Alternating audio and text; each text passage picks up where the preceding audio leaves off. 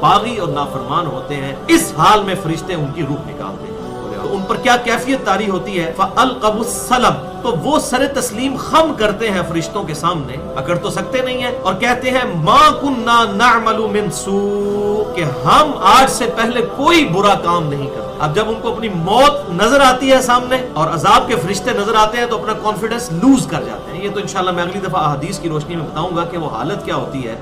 نیک آدمی کے پاس فرشتے کس حال میں آتے ہیں اور بد آدمی کے پاس وَلِعَوْذُ بِاللَّهِ تعالیٰ کس شکل میں فرشتے آتے ہیں۔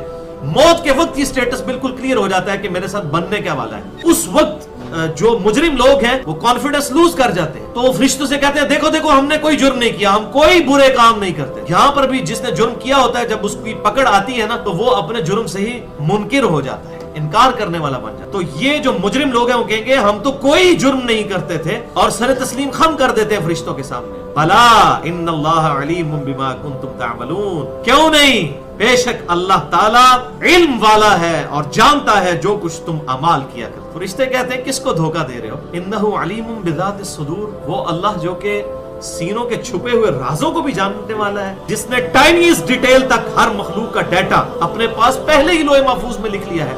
ایسا ڈیوائن اس کا نالج اور پرفیکٹ نالج ہے، اس کو دھوکہ دینا چاہتے ہو اور یہ کہہ رہے ہو کہ ہم کوئی برے اعمال نہیں کیا کرتے۔ فَادْخُلُوا أَبْوَابَ جَهَنَّمَ خَالِدِينَ فِيهَا، بس داخل ہو جاؤ جہنم میں، ان کے دروازے میں، ان کے دروازے کھول دیے جائیں گے ان کے لیے اور کہا جائے گا داخل ہو جاؤ ان میں اور ہمیشہ ہمیش رہو اس میں۔ فَلَبِئْسَ مَثْوَى الْمُتَكَبِّرِينَ، تو کیا ہی برا ٹھکانہ ہے تکبر کرنے والوں کا، حق سے اناد کرنے والوں کا، حق کو جھٹلانے اور ٹھکرانے والوں۔ یعنی مرتے ہی نزع کے عالم میں ہی فرشتے کہیں گے آ جاؤ عذاب کی طرف۔ لہذا اصول اور مبادی ٹوٹ گیا منکرین عذاب قبر کا، جو کہتے ہیں کہ آخرت میں عذاب ہوگا۔ یہ تو موت کے وقت کہا جا رہا ہے کہ ویلکم کیا جا رہا ہے اب تمہیں اس عذاب کی طرف۔ موت کے وقت ان کو یہ مجدہ سنایا جاتا ہے کہ بچوں جی تیار ہو جاؤ، کیا ہی برا ٹھکانہ ہے تکبر کرنے والوں کا جو حق سے اناد کیا کرتے۔ صحیح بخاری اور مسلم کی متفق علیہ حدیث ہے جس کا مفہوم کچھ یوں ہے کہ آپ صلی اللہ علیہ وسلم نے فرمایا کہ جس پر موت طاری ہو گئی اس کی قیامت قائم ہو گئی، مرتے ہی قیامت قائم ہوگی اس شخص کے لیے، یعنی آخرت تو اس کی شروع ہو گئی نا مرنے کے ساتھ ہی۔ اسی لیے دیکھیں کیا پرفیکٹ دعا ہمیں سکھائی گئی ہے سورۃ البقرہ میں، اور بخاری اور مسلم کی متفق علیہ حدیث ہے۔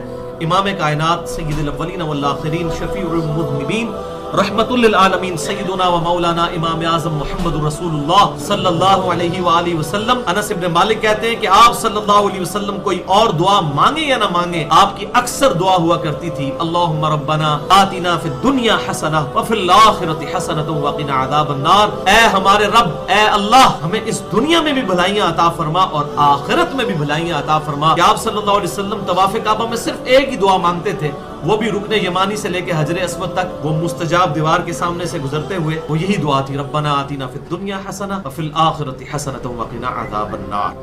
وقیل للذین اتقوا ماذا انزل ربکم، اور جب کہا جاتا ہے ان لوگوں سے تو تقوی اختیار کرتے ہیں اپنے رب کا کہ تمہارے رب نے کیا نازل کیا ہے تمہارے لیے، قرآن کے بارے میں جب ان سے پوچھا جاتا ہے قالوا خیرا، تو وہ کہتے ہیں یہ خیر ہے جو اللہ نے ہمارے لیے نازل، کیسی خیر ہے کہ پیپر آؤٹ کر دیا آخرت کا پہلے ہی کہ یہ تمہارے ساتھ ہونے والا ہے۔ للذین احسنوا فی ہذہ الدنیا حسنہ، اور یہ وہ نیک لوگ ہیں جن کے لیے دنیا میں بھی بھلائیاں ہیں، ولدار الآخرۃ خیر، اور آخرت کا گھر جو ہے وہ تو بہت اچھا ہے ان لوگوں کے لیے جو تقوی اختیار کرنے والے ہیں۔ وَلَنِعْمَ دَارُ الْمُتَّقِينَ، اور ضرور متقین کے لیے وہ بڑا خوبصورت ٹھکانہ ہے آخرت۔ جنات عدن يدخلون